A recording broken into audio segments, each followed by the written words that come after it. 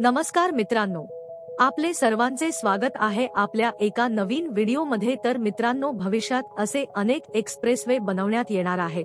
आता जे एक्सप्रेसवे मंजूर झाले आहे किंवा अंडर कन्स्ट्रक्शन आहे, ते एक्सप्रेसवे हे 2025 पर्यंत पूर्ण करण्यात येतील। तर मित्रांनो, जेव्हा तुमचा जमिनीतून एखादा एक्सप्रेसवे हा जातो तेव्हा तुम्हाला अनेक प्रश्न हे पडतात, जसे की एक्सप्रेसवे मध्ये जमीन गेल्यावर नेमकी काय करावे, तसेच आपली किती जमीन एक्सप्रेसवे मध्ये जात आहे, असे अनेक प्रश्न आपल्याला पडले असतील। तर मित्रांनो, या तुमच्या प्रश्नाचे उत्तर तुम्हाला या आजच्या व्हिडिओ मध्ये मिळणार आहे। पण त्याआधी आपण जर आपल्या चॅनलवर नवीन असाल तर चॅनलला सबस्क्राइब करायला विसरू नका। तर मित्रांनो, जमिनीचे भूसंपादन होत असताना शेतकऱ्याने खालील महत्त्वाचे मुद्दे लक्षात ठेवले पाहिजेत। मुद्दा नंबर 1, भूसंपादनाची नोटीस ही प्रत्येक शेतकऱ्याने स्वीकारली पाहिजे व त्या संदर्भात जर काही आक्षेप असतील तर ते पुराव्यासह रीतसर नोंदविले पाहिजेत। मुद्दा नंबर 2, मोजणीच्या वेळी प्रत्येक शेतकरी हा स्वतःच्या जमिनीत उपस्थित राहिला पाहिजे।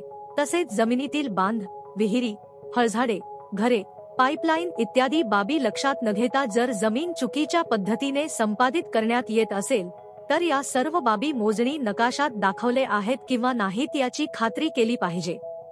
मुद्दा नंबर 3, भूसंपादन कायद्यात केलेल्या दुरुस्तीनुसार आता कलम 6 ची अधिसूचना ही कलम 4 च्या अधिसूचनेनंतर 1 वर्षाच्या आत प्रसिद्ध करावी लागते। तसेच निवडा देखील कलम 6 च्या अधिसूचनेनुसार 2 वर्षाच्या आतच करावा लागतो। असे केले गेल्यास संपूर्ण प्रकरण हे व्यापगत होते व नव्याने कार्यवाही सुरू करावी लागते। मुद्दा नंबर 4, जर तुम्हाला नुकसान भरपाईची रक्कम जर मान्य नसेल तर कलम 18 नुसार लेखी अर्ज देऊन आपल्याला नुकसान भरपाई मान्य नाही व आपला अर्ज योग्य ती नुकसान भरपाई निश्चित करण्यासाठी न्यायालयाकडे पाठवावा। आपण त्याची लेखी अर्जाद्वारे विनंती करू शकतो। निवाड्याच्या तारखेपासून 45 दिवसांच्या आत आपण असा अर्ज करू शकतो। अशा वेळी नुकसान भरपाईची रक्कम मात्र निषेध नोंदवून स्वीकारली पाहिजे। तसेच सदर प्रकरण न्यायालयात गेल्यानंतर सिद्ध झाल्यास भूसंपादनाची रक्कम ही बदलू शकते। या बाबी लक्षात ठेवणे हे फार गरजेचे आहे।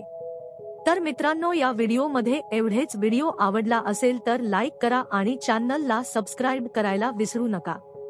या आपल्या चॅनलवर असेच अपडेट येत असतात, तेव्हा चॅनलला नक्की सबस्क्राइब करा। धन्यवाद।